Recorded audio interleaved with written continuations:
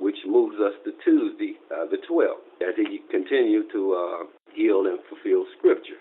Now we're at Wednesday, the 13th. Now, Wednesday, the 13th, several things happened.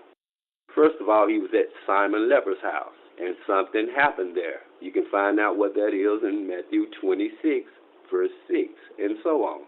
After Simon Leper's house, later on, he had unleavened bread with his disciples, known as the Last Supper, or to us, the Lord's Supper. There were two feasts, and this was the first feast. Many people get that confused. This was the first feast of unleavened bread, Wednesday, the 13th. Now, the same day, later on that night, he went out to pray, and it was nighttime, and he took three of his disciples, and he had to approach them 3 times because they could not stay awake. And later on, he was apprehended, and they came with lanterns. That's letting you know it was nighttime too. And Peter cut off one of them's ear, and Jesus healed his ear.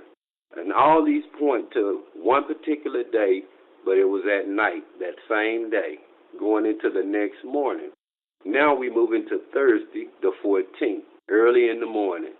Now, Jesus done been beaten. He's suffering. He's been tortured, marked, and everything, been on trial. Now, this was the second feast, the Feast of Passover. Now, I believe 3 things happened that day. It was the Feast of Passover, it was the day of preparation, and it was the day Jesus was crucified. This is my opinion. 3 things in one day. Makes sense to me because at 9 a.m. he was on the cross until 3 p.m. Now, it was a custom on the feast day that they release a prisoner. They released the other prisoner and they kept Jesus, just like Scripture said. 9 a.m. to 3 p.m. he was on the cross until he gave up the ghost. There was also a custom not to leave a body hanging on a Sabbath day, which was the next day. I'll get into that in a minute. That was fulfilled because he was in the tomb by 6 p.m., which started another day.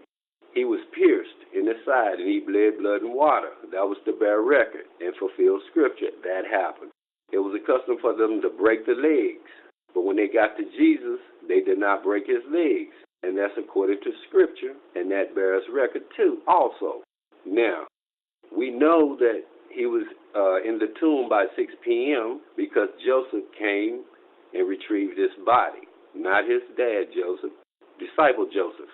He put him in a tomb where no other man had laid, and it was in a garden, and it was sealed. Now, this was 6 p.m. Thursday evening. So, according to Scripture, he was in the tomb before the next day, which was Friday the 15th, which was a high day. And some people call it a special Sabbath. But either way, it was a high day. And Jesus was in the tomb all day and all night. Nobody could get to him because it was sealed, which brings us to the 16th, which was the regular Sabbath on a Saturday. Jesus' body was still in the tomb. Nobody had access because it was sealed. So, if we go back to Thursday, Friday, and Saturday, 14, 15, and 16, we have Jesus in the tomb 3 days and 3 nights. Now, on the 17th, which was Sunday, the very next day, as we call, or they call, the first day, that's when Mary Magdalene saw him first. But when she got there early Sunday morning, he had already risen. So, everything lines up with Scripture.